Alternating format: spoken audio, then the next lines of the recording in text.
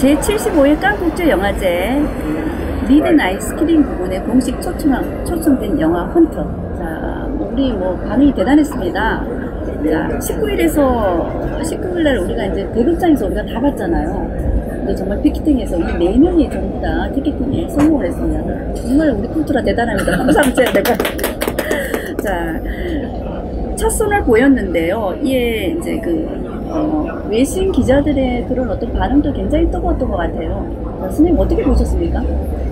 일단 연출가로서 이정재의 솜씨에 많이 놀랐고요. 연기자라는 걸 알고 있었습니다. 그래서 이 정도의 연출력이면은 이정재는 일회성 감독이 아니라 지속적으로 감독으로서의 역량을 계속 보일 수 있겠구나.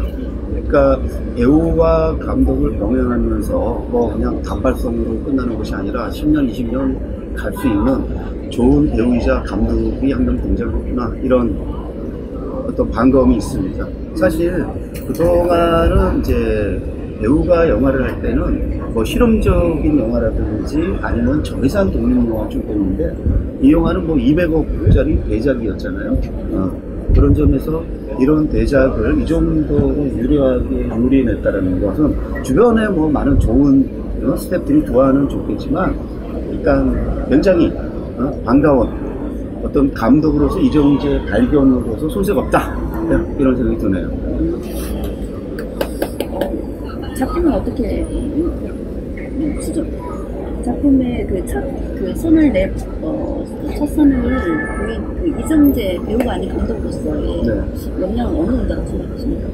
저는 이 정도가 그러니까 만약에 우리가 대학 점수대로 하면은 B 등급 정도. B 등급 정도. 어떡하나. 왜냐면 제가 2000년대 중반에 대학원 수업을 할 때 이정재가 제 수업을 받았을 때 제가 B를 줬거든요. 네네. 그래서 20년 동안 그러면 발전이 없는. 아니 그때는 근데 연출가로서 B는 대단한 거죠. 왜냐면 감독 중에서도 B 맞을 수 있는 감독이 많지 않기 때문에 배우가 첫 작품으로 이런 저 정도의 연륜이 있는 평론가한테 B를 맞는 거는 대단한 거죠. 네.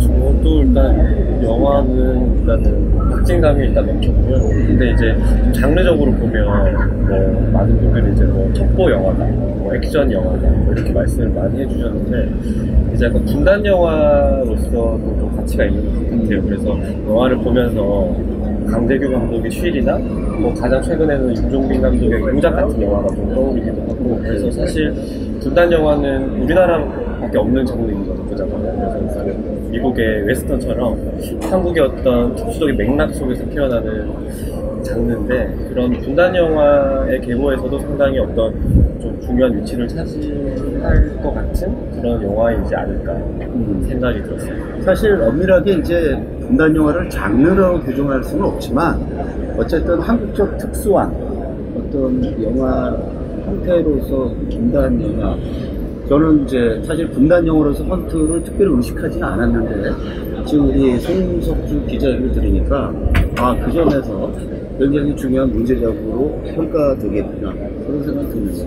그리고 사실 이제 보통 분단 영화라고 하면 북한이 굉장히 이제 악랄하고 괴물처럼 묘사가 되는 경우가 많은데, 사실 이제 여기서도 비슷한 연장선에서 이제 북한이 묘사가 되는데, 조금 더 특이한 점은 이제 남한의 이제 안기부 요원들끼리 어떤 진퇴양난 혹은 안주모색의 어떤 과정을 다루고 있어서 좀 더 흥미로웠던 영화였던 것 같습니다.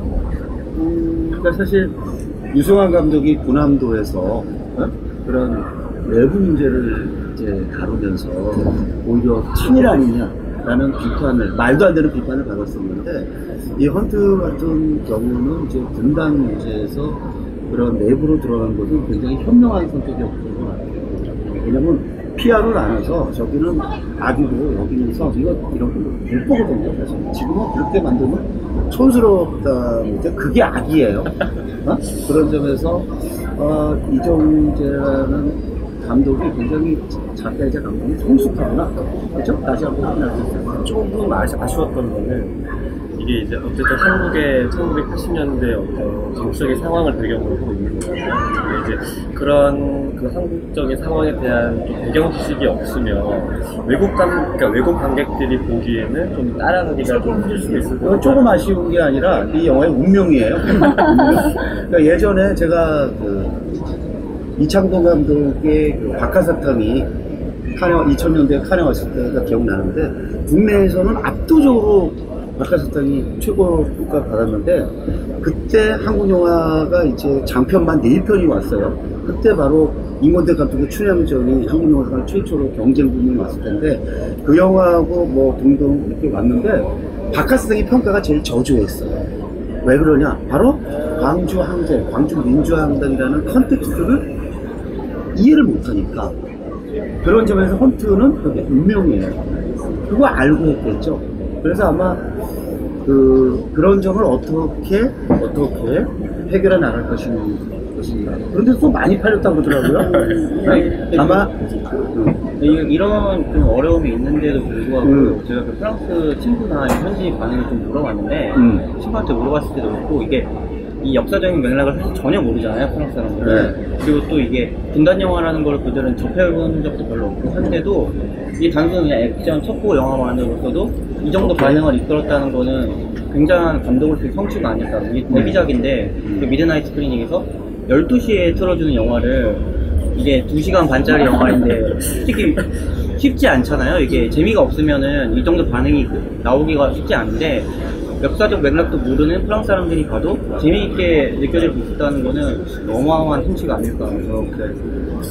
오징어 게임의 영향도 좀 있지 않았겠습니까? 네, 오징어 게임의 영향이 있고요. 근데 그거는 좀 감안해야 돼요. 프랑스는 기본적으로 OTT에 대한 거부감 내지 반감이 여전히 크기 때문에 프랑스 관객층보다는 다른 나라에서 온 관객층들이나 영화 프로페셔널들이 호응이 좋았지 않나 이런 생각이 들어요. 지금 올해 칸 영화제 이렇게 하다 보면 OTT라는 거를 전혀 어디서 느낄 수 없을 정도로 스크린 영화의 그 미덕을 최대한 살리는 이런 분위기로 가고 있잖아요. 그래서 OTT 스트리밍 서비스 시대로 온라인 스트리밍 옮겨가고 시대로 달리고 있는데도 칸은 그거를 지키려는 어떤 그런 고집스러운 몸부림이 이번에 사실 굉장히 감동적으로 왔고 사실은 그런 맥락에서 헌트나 헤어질 것이며 들어오거나 다 이제 의미 진정한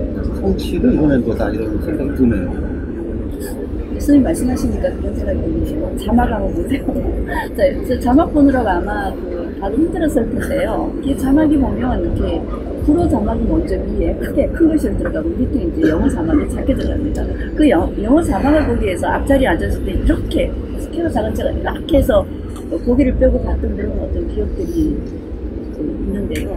그만큼 이제 프랑스인들은 자기 문화, 자기 그 모국에 대한 그런 애정이 무궁무진하다라는 그런 생각이 좀 들기도 합니다. 그런 것도 있지만 이제 이거는 프랑스만이 아니라 어느 나라나 마찬가지일 텐데 물론 이제 다른 나라를 갈 경우는 뭐 영어 자막이 공식적으로 자막이 깔리고 근데 이제 칸 같은 경우는 공식 자막이 이제 불어다 보니까 그 예전에 제가 97년부터 이제 왔잖아요. 처음에 왔을 때는 동시 통역식으로 했어요.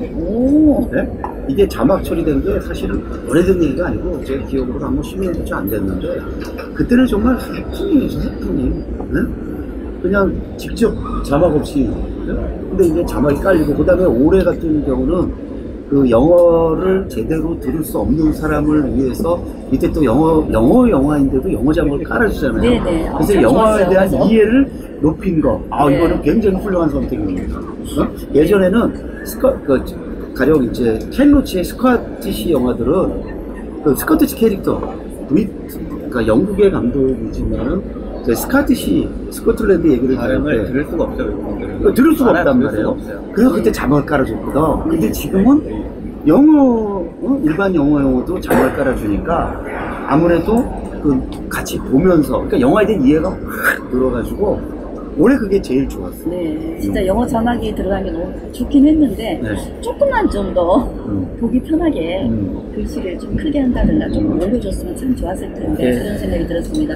자, 그리고 우리 19일 날 저희가 이제 이제 개막하고 첫날 여기 빨래에 왔을 때 보니까 이제 스크린 데일리가 있는데 거기에 뭐 한국 영화가 이정재에 대한 인터뷰라든가 내 외신에 그런 기사들이 한국 영화로 완전 쫙 이렇게 도배를 했습니다. 그걸 보니까 좀 가슴이 좀 뭉클했던 그런 기억들이 있는데 이만큼 또 이제 프랑스를 비롯해서 세계에서도 우리 한국 영화에 대한 그런 어떤 주목도가 굉장히 높지 않나. 그렇죠. 그리고 이제 칸은 페스티벌과 더불어 마켓이 열리잖아요. 네네. 그러니까 업자들한테는 영화를 파는 게 제일 중요하죠. 네. 그러니까 뭐 자발적으로 알아서 해주는 것도 있지만 그만큼 우리가 마케팅을 본격적으로 한다는 거죠. 그래서 연일 뭐 스크린 인터내셔널이라든지 버라이어티라든지 할리우드 리포터라든지 등등 한국 영화에 대한 논의가 계속, 그리고 또 광고도 따르고 또 우리가 또 프로젝트 거리가면 또 호수도 볼 수 있고, 이거는 정말 제가 처음에 97년에 여기 왔을 때는 코리안 시네마라는 용어도 없었어요. 그냥 개인만 존재해요. 그런 25년이 지난 지금 생각해보면 진짜 격세지감을 느끼고, 네, 아주 감동이고 이루 말할 수 없습니다. 근데 이거는 흔히 우리가 국뽕이라는데 국뽕이 아니라 객관적 현실이지. 그러니까 정말 많은 게 너무너무 많이 변해가지고 우리가 이제 또 설문하기 위해서 이렇게 말을 시켜보면 굉장히 그 말을 걸어주고 설문한 거를 반가워하더라고요. 우리 세전 에디터는 또 할 얘기 있지 않습니까? 설문 돌리면서 또 재밌는 또 에피소드와 초점도 받고 있다는데. 저 같은 경우는 설문을 막 돌리다가 조지아에서 혹시 그쪽에서 조지아 그 산악영화제 관계자신 것 같은데 오케이. 제가 막 설문 돌리고 있으니까 혹시 조지아 아냐고 막 여쭤보시면서 그냥 유럽에 있는 것만 안다 이렇게 얘기하니까 저기들 산악영화제 하나 준비하고 있는데 이게 하고 있는데 이제 코로나 끝나고 좀 규모를 키워서 하려고 하는데 비행기 값이랑 식대랑 숙박을 제공하면 와줄 수 있겠느냐 이렇게 연락을 해가지고 저는 사실 이 사람 처음 본 사람이고 누군지 모르니까 그럼 일단 메일을 보내봐라 라고 하고 그냥 갔는데 그러니까 집에 오니까 숙소 가니까 메일이 와 있더라고요. 집행위원장 이름으로. 그래서 이제 이러면은 답장을 하고 이제 한번 가봐야겠다 그래서 이제 저도 관심을 갖고 이제 한국 그 기자인데 저는 어떻게 보면은 이렇게 관심을 많이 가져주는구나 라고 생각을 했죠. 아니 사실 그게- 어디가 그런 그게 보면 어떻게 설문을 보면은 해요. 네, 네. 그게 어떻게 보면 이게 한국 문화에 대한 관심이지 않을까라는 그렇죠. 생각이 듭니다. 옛날 같으면은 한국의 뭐 공식적인 뭐 이렇게 정보 관계자라든가 여기서 초청한다고 하면 그러지 않으면 영화 관계자라든가 이런 사람들만 거의 이제 초청 대상이 되지 않습니까? 그런데 한나 여기 이제 문화 잡지에서 와서 이 설문지를 한국에 대한 설문지를 열심히 적고 있는데 이 설문지 에디트를 이렇게 초청한다는 그건 쿨투라의 위용입니다. 내가 볼 때. 대단 쿨투라의 미세입니다. 조금 신기한 그런 재미를 주어야 좀 나쁘지 않았나라는 생각이 설문 듭니다. 돌리면서 한국의 가장 유명한 감독이 누구냐 이렇게 적으실 때 뭐 봉준호나 뭐 박찬욱이나 특히 봉준호 같은 경우에는 기생충으로 엄청난 세계적인 성공을 이뤘잖아요. 근데 그래도 여전히 홍상수, 김기덕 네. 같이 나오죠. 적는 네 사람이에요. 네 사람. 네. 봉준호, 박찬욱, 김기덕, 홍상수. 네, 우리 그러고 보니까 김기두, 네. 홍상수, 네. 박찬욱, 네, 이번에 다 이렇게 K-콘텐츠. K 콘텐츠, K-movie, 네. 이창동 감독님 많이 네. 네, 이창동 감독님까지.